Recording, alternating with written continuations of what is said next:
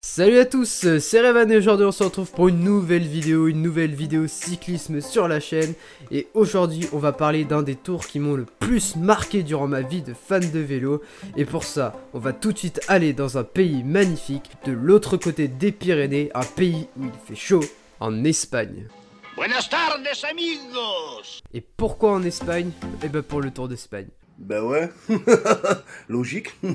Ou plutôt, comme on dit là-bas, la Vuelta. La Vuelta 2014, l'un des plus grands monuments de l'histoire du vélo.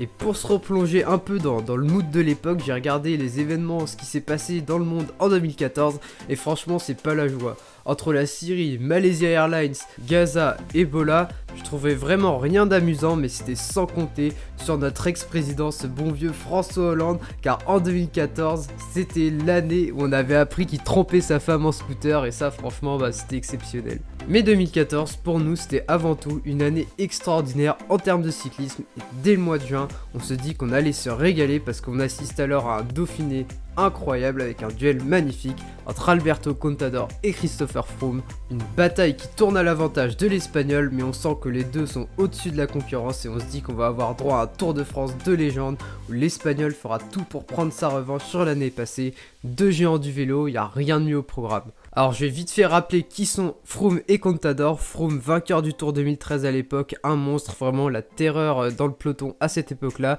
Et Contador, lui, comptait déjà 3 Tours de France avec 2007, 2009 et 2010. 2010, l'année où il remporte un Tour de France extraordinaire face à Schleck, Cadel Evans et tous les autres. Moi je sais que t'as rien fait. C'était juste une infection alimentaire et eux ils ont été méchants avec toi, ils t'ont volé, c'est des méchants. Malheureusement, dès la première semaine du tour, le rêve vire au cauchemar. Froome chute 3 fois en 2 étapes et est contraint d'abandonner sur l'étape des pavés. Et 5 jours plus tard, c'est un autre drame. Contador abandonne lui aussi suite à une lourde chute. Les deux grands favoris avant le tour ne sont alors plus dans la course. Et cette édition 2014 sera remportée par un Vincenzo Nibali au top, écrasant toute la concurrence. Un tour donc sans suspense et un énorme goût d'inachevé par rapport à ce qu'on était censé avoir sur cette 101e édition de la Grande Boucle. Tous les regards sont alors tournés vers la Vuelta, on espère que les deux géants de la Sky et de la Tinkoff Saxo seront remis et qu'on puisse enfin avoir notre explication légendaire entre les deux sur 3 semaines. Dieu merci, nos deux champions sont présents au départ pour cette Vuelta. Contador, Froome qui font figure de grands favoris, mais attention, ils ne sont pas seuls à pouvoir prétendre au titre puisqu'on a le droit à un casting extraordinaire sur ce Tour d'Espagne. En effet, on retrouve la nouvelle star montante du cyclisme, Nairo Quintana, récent vainqueur du Giro, accompagné dans son équipe de l'expérimenté Valverde, une Movistar XXL, mais attention, il y a encore d'autres coureurs à suivre, Joaquim Rodriguez, Purito, qui comme Valverde et Contador nous avait régalé sur les précédentes éditions de la Vuelta et viendra à coup sûr jouer les troubles faites sur cette édition. Derrière, on peut encore citer des coureurs comme Samuel Sanchez, Dan Martin ou le jeune Fabio Aru, mais là, on descend quand même en termes de qualité. La première semaine tourne à l'avantage du récent vainqueur du Giro, le Colombien Nairo Quintana, qui semble être le plus fort en montagne. Il est alors solide leader au général, mais hélas, sur le chrono, tous les espoirs du Colombien partent en fumée suite à cette chute. Il perd plus de 3 minutes au général et en plus, quelques jours plus tard, il rechute et est contraint à l'abandon. Néanmoins, cette Vuelta reste quand même extraordinaire, tous les favoris se tiennent en 1 minute à peu près et tout est encore possible jusqu'à la 16e étape où aura lieu le vrai gros écrémage de cette édition. Dans les derniers kilomètres, Froome place une attaque absolument terrible, monumentale, qui va permettre de lâcher tous les autres favoris, seul Contador est capable de le suivre. Froome relancera alors à plusieurs reprises, mais Contador restera dans sa roue et sur le dernier kilomètre, Contador placera une attaque fatale aux Britanniques. Il ira alors glaner la 16e étape et relèguera le Britannique à plus d'1 minute au général. Néanmoins, l'étape qui nous intéresse aujourd'hui, c'est la 20e, la veille de l'arrivée, une étape de rêve et on va tout de suite regarder le profil. Une étape donc de 186 km et là je vais devoir sortir mon meilleur accent espagnol. Vamos chicos, Vamos chicos, Es una final, Para nosotros, Qu'est-ce qui nous avait fait peur ce con à parler espagnol comme ça à l'époque? Mais bon, une étape donc entre Santo Estivo de Ribas de Cil et Puerto de Ancares. Une étape avec 4 ascensions au programme pour arriver à l'explication finale sur les magnifiques pentes de Puerto de Ancares, et vu le profil, il n'y a aucune chance d'être déçu. Une étape où Froome tentera de faire flancher un Contador impérial depuis le début de cette Vuelta, mais loin de moi l'idée de sous-estimer le leader de la Sky qui a montré à de nombreuses reprises qu'il était capable de renverser un tour de 3 semaines sur une seule étape. Demandez à Yates et à Dumoulin, vous verrez ce qu'ils vous répondraient. Rien n'est fait donc avant cette étape et la bataille rêvée entre les deux meilleurs coureurs de l'époque va enfin pouvoir avoir lieu. Une échappée se forme dès le départ de la course, mais hélas pour eux, les favoris ont décidé de s'expliquer uniquement entre eux pour la fin de l'étape, ce qui ne va alors laisser aucune chance à cette pauvre échappée. On arrive alors dans la dernière ascension, la montée de Puerto de Ancares, et c'est là que débute l'énorme relais de la Team Sky. Un relais fatal à de nombreux coureurs, mais qui ne va pas décourager certains à tenter leur chance.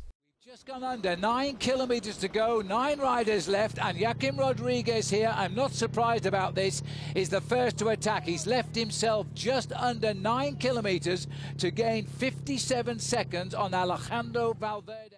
Attaque de Joaquim Rodriguez, là c'est la 3ème place du général qui est en jeu, et Valverde est obligé d'y aller s'il ne veut pas voir le podium lui filer entre les doigts.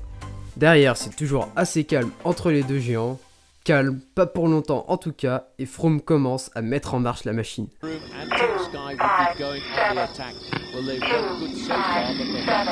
Aru, Contador et Valverde s'accrochent, mais le Britannique est impressionnant, un Froome qui, quelle que soit l'issue de cette Vuelta, va tout tenter, et ce n'est plus qu'une question de secondes avant la deuxième offensive.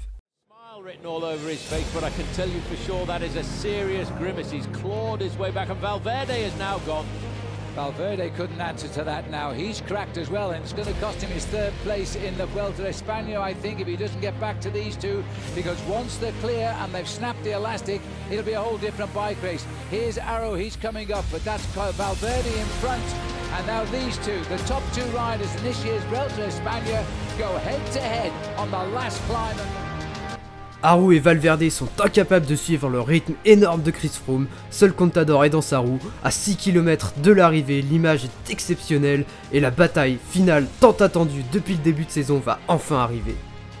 Les deux hommes reviennent alors sur Joaquim Rodriguez et c'est le moment choisi par Christopher Froome pour en remettre une.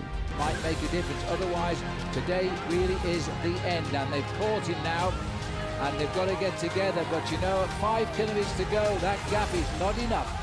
5 to go, he's seen the banner, he picks up the revs again. Look at the casual reaction though by Contador, and in fact he didn't open any gap at all on Rodriguez. So the 3 men go to the last 5 kilometers, mano a mano. It's now to Valverde to fight for his place on the podium. Contador ne lâche pas 1 centimètre, la tension est à son paroxysme entre les deux coureurs et la fin de course s'annonce irrespirable. Contador is cruising right now as they go under 1 kilometer to the finish.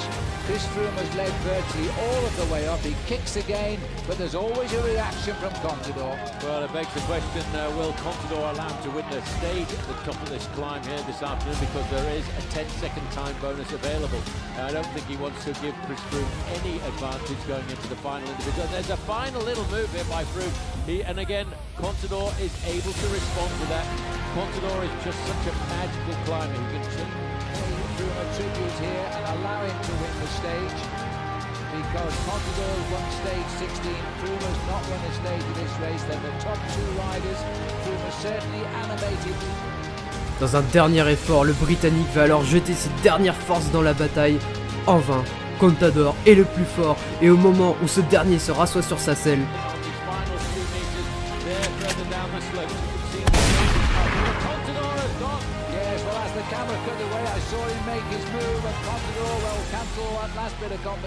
Contador assomme son rival et s'en va remporter seul sa 2e victoire d'étape sur cette Vuelta, un véritable chef-d'œuvre du pistolero devant un Christopher Froome qui aura tout tenté pour mettre en difficulté le Madrilène. Victoire au final d'Alberto Contador, un géant du cyclisme, assurément l'un des plus grands de ce sport qui montre sur ses terres qu'il est le véritable patron de cette Vuelta. Le lendemain, sur le chrono, il gérera son avance et ira remporter la 3e Vuelta de sa carrière. C'est un champion hors norme et je pense que vous l'avez compris à travers cette vidéo, c'est un de mes coureurs préférés et quand on aime le vélo, je ne vois pas comment on peut ne pas apprécier ce mec. Il attaquait tout le temps, ne lâchait rien, n'a jamais rien calculé quitte à tout perdre. Et pour illustrer mon propos, d'ailleurs j'ai retrouvé une stat hallucinante sur Alberto Contador. Il n'a jamais fait podium sur un grand tour hormis ceux qu'il a gagnés. Je reformule pour ceux qui n'auraient pas compris, ça veut dire qu'il n'a jamais fait deuxième ou troisième sur un grand tour, il a tout le temps fait premier les fois où il a terminé sur un podium. Ça veut dire à quel point il est capable de tout tenter, prendre des risques, quitte à tout perdre, et surtout ne pas se contenter d'un podium comme on a pu trop souvent le voir sur le tour ou sur d'autres compétitions ces dernières années. Donc voilà, j'espère que la vidéo vous aura plu, vous inquiétez pas, Contador, on aura souvent l'occasion d'en reparler sur la chaîne tellement je l'aime. Et pour finir, je tenais juste à passer un petit mot sur le live qu'on a fait il y a pas longtemps avec mon pote Séverin sur le match Afrique du Sud, Nouvelle-Zélande. Et vraiment un grand merci à tous ceux qui étaient là, c'était vraiment une super expérience, François, Fireware, Maësi, Jean, tout ça qui était super cool, c'était vraiment un bon premier test. Et ça m'a motivé à pouvoir préparer d'autres choses pour l'année prochaine et je vous promets qu'il y aura des live sur le rugby, sur le vélo, tout ça. Et voilà, merci à tous et puis j'espère que l'année prochaine ce sera encore mieux. Sur ce, je vous souhaite à tous une très bonne journée, n'hésitez pas à vous abonner et à liker, c'était Revan, salut!